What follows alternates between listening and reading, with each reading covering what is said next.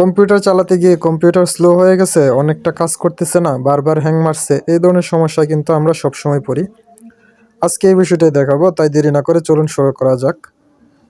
প্রথমে আপনি আপনার কম্পিউটারে যখন এই ধরনের সমস্যা দেখবেন, তখন আপনি কম্পিউটারে যে টাস্ক বারটা আছে, আমরা টাস্ক বারের মধ্যে কিন্তু একটি সার্চ অপশন এই জায়গায় দেখতে পারি। এখন আপনি এই জায়গায় যে সার্চ অপশনটি আছে, এই সার্চ অপশনটির মধ্যে যাবেন। সার্চ অপশনটির মধ্যে যাওয়ার পর আপনি এই জায়গায় লিখবেন পার্সেন্ট, তারপর লিখবেন TEMP, তারপর লিখবেন আবারও পার্সেন্ট। আমি দেখেন এই নিচ দিক দিয়ে যে টাস্ক বারটা আছে, এই টাস্ক বারের মধ্যে কিন্তু সার্চ অপশনের মধ্যে আমি অপশনটা লিখে এন্টার প্রেস করব। লেখার পর যখনই আমি এন্টার প্রেস করব, তখন আমার এই ধরনের একটি অপশনে নিয়ে আসবে। এই জায়গায় আপনি দেখতে পাচ্ছেন আপনার কম্পিউটার অবাঞ্ছিত অনেক ফাইল, মানে যেগুলো আপনি ডিলিট করে দিয়েছেন অতীতে, সব ফাইলগুলো কিন্তু এই জায়গায় এসে জমা উপস্থিত হয়ে থাকে। তবে এখান থেকে আপনি সবগুলা ফাইল পার্মানেন্টলি ডিলিট করে দিবেন। এখানে অনেক সময় দেখা যায় কি 1000-2000 ফাইলও থাকে, অতিরিক্ত কম্পিউটার কিছু ভাইরাস আছে, এগুলো অতিরিক্ত ফাইল তৈরি করে জায়গায় রাখে।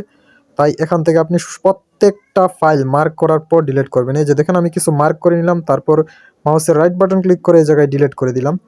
এভাবে আপনি যতগুলো ফাইল সম্ভব সবগুলো ফাইল ডিলিট করে দিবেন। ডিলিট করে দেওয়ার পর দেখবেন আপনার কম্পিউটারটা অনেকটাই আপগ্রেড হয়েছে এবং আপনি অনেকটা ফ্রি চালাচ্ছেন, আর হ্যাং মারবে না। দ্বিতীয়ত আরেকটি অপশন আছে, সেটা হলো আপনি কন্ট্রোলের আবারও এই টাস্ক বারে গিয়ে কন্ট্রোল প্যানেল সার্চ করবেন। কন্ট্রোল প্যানেল সার্চ করে সেখানে যদি আপনার অজানা কোনো অ্যাপ থাকে, অ্যাপ্লিকেশন থাকে, তাহলে সেগুলোকে ডিলিট করে দিবেন।